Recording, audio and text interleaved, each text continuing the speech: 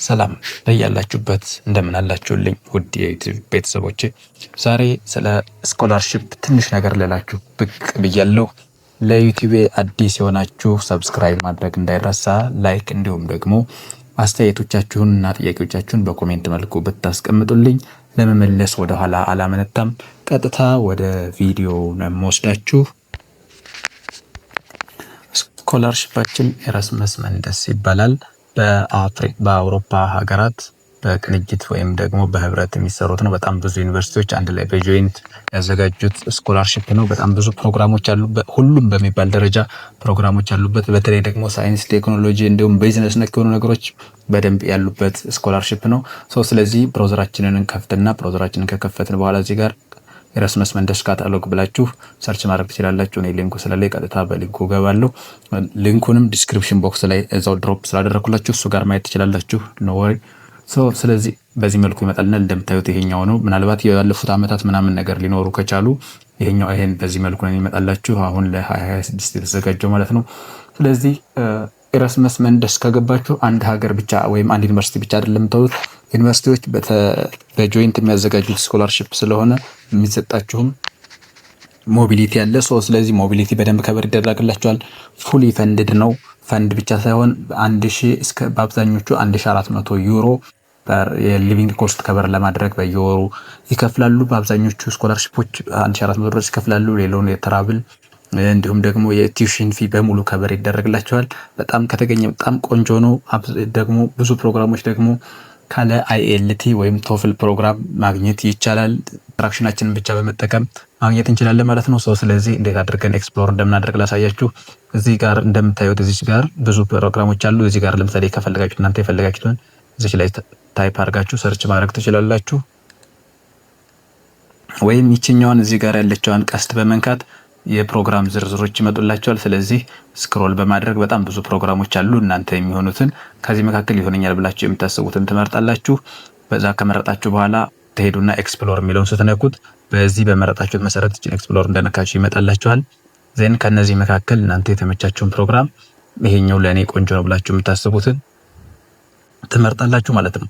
ወደ ውስጥ አንድ ፕሮግራም ቢያንስ አንድ ፕሮግራም ወደ ውስጥ እንግባና አሳያችኋለሁ ማለት ነው። ምን ነገሮች እንደሚያስፈልጉት በደንብ ተከታተሉ። እንደዚህ እያለ ይቀጥላል። ከዛ እነዚህን ፕሮግራሞች አይታችሁ የሚሆናችሁ ካላገኛችሁ እዚህ ጋር ኔክስት እያላችሁ ፕሮግራሞቹ እስከሚያልቁ ድረስ ማየት ትችላላችሁ። ከዛ በኋላ ወደ ውስጥ ገብታችሁ የምትፈልጉትን ነገር አድሚሽኖች አሉ። እኔ አድሚስትድ ካልሆንክ ትተዋለህ፣ ጊዜ ማባከን አይጠበቅብህም። ቀጥታ ቀደም ብለህ እንደሄድክ የምታየው አድሚሽን ቢሆን እኔ ሪኮመንድ አደርጋለሁ። አድሚሽን ላንተ አድሚትድ ከማትሆንበት ፕሮግራም ከሆነ ሰዓትን ማባከን፣ ሌላ ዲቴሎችን ነገር መቆፈርም መፈለግም አይጠበቅብህም፣ ታልፈዋለህ ማለት ነው። ኦኬ አንድ ስቴፕ ላድርግና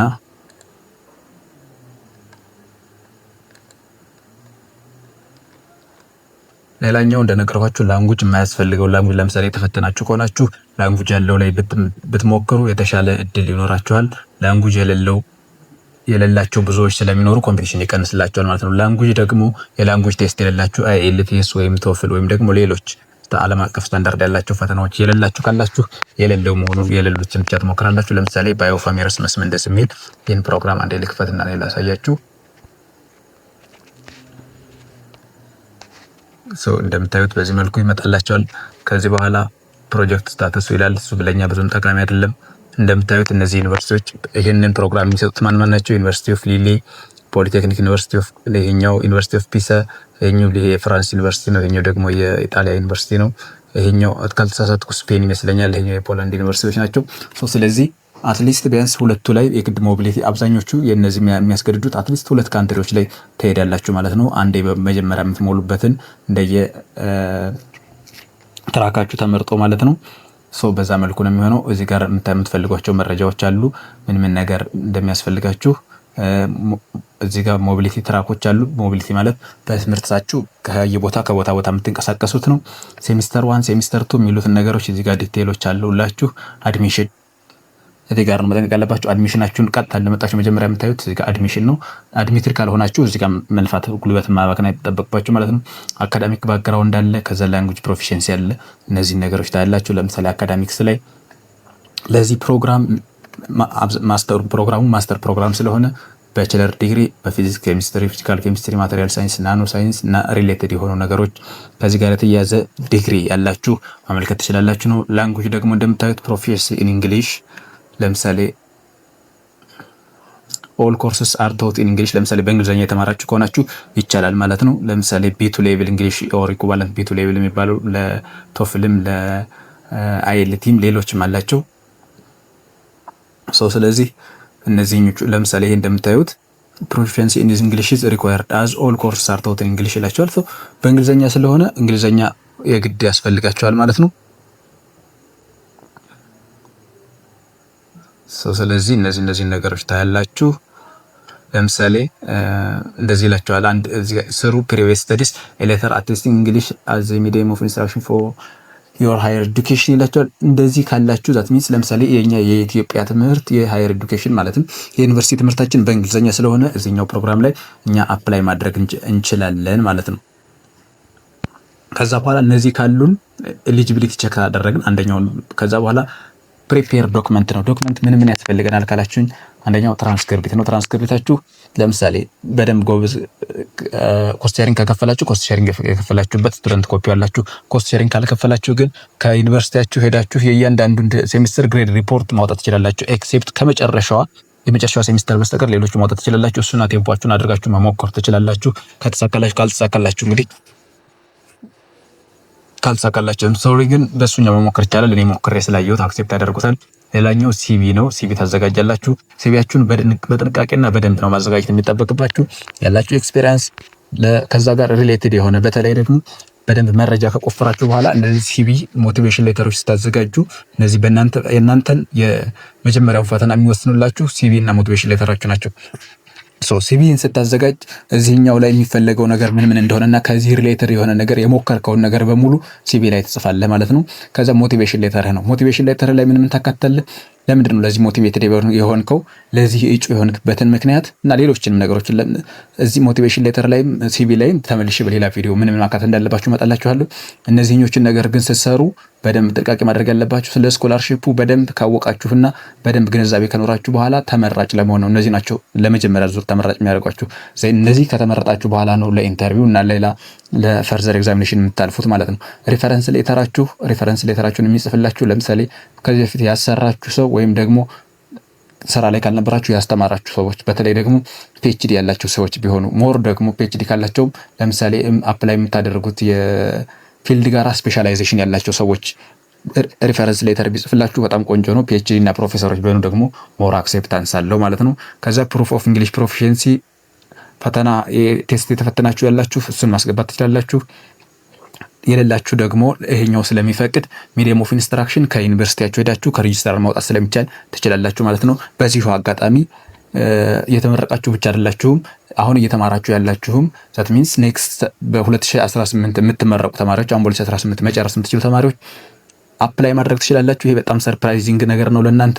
አብዛኞቹ ስኮላርሺፖች እነዚህ ኤራስመስ መንደስ የሚወስዱት መስከረም ላይ ነው ክላስ የሚጀምሩት ሰው። ስለዚህ በ2017 በዚህ ዓመት አፕላይ አድርጋችሁ 2018 ላይ ልክ እንደ እኛ በምንጀምርበት ትምህርት ነው እነሱ የሚጀምሩት።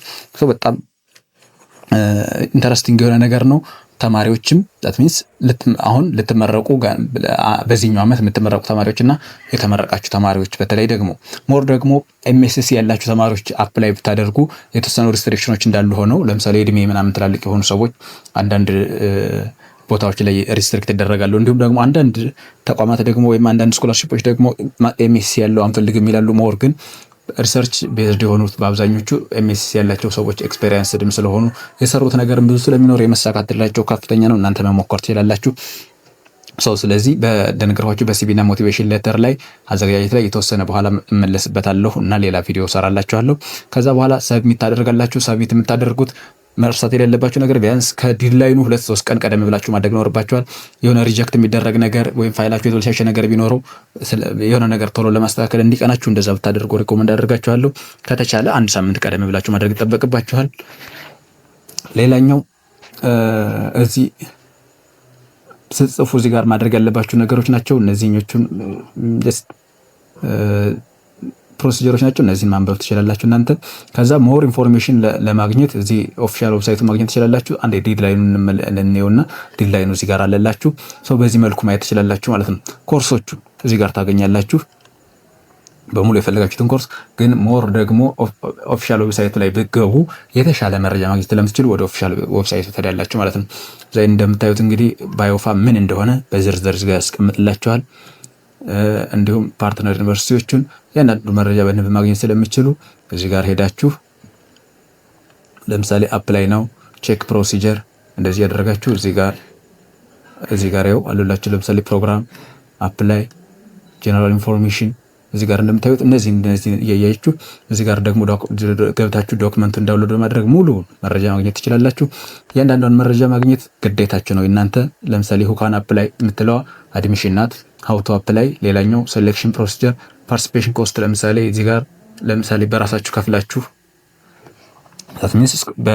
የመክፈል አቅም ካላችሁ ማለት ነው በራሳችሁ ከፍላችሁ ለምታደርጉ እዚህ ጋር ስኮላርሺፖች ደግሞ ለእኛ ምን እንዳለው እዚህ ጋር ያሳየናል። ለምሳሌ ቲዩሽን ኤንድ ሬጅስትሬሽን ፊ ዌይቨር አለ፣ ኮምፕሬሄንሲቭ ሄልዝ ኢንሹራንስ አለ፣ ፋይናንሻል ሰፖርት አለ።